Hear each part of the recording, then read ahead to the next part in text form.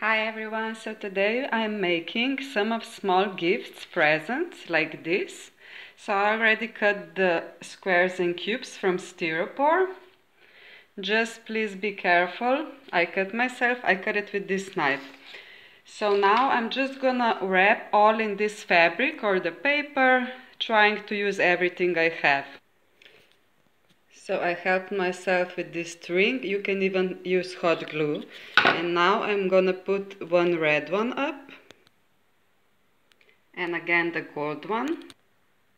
So like this. And now we're gonna add also something more of decor. So I first put this fabric around. It's looking better. So I'm gonna glue these stars on it. So like this. I'm gonna do some more. Don't mind for my finger. So you can put it on a Christmas tree or combine with some other Christmas decoration. So for the second one, maybe I will just add this bell on top.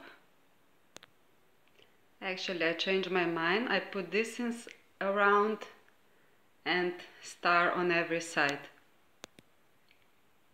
So you can experiment everything. Thank you for watching. See you in another one. Ciao!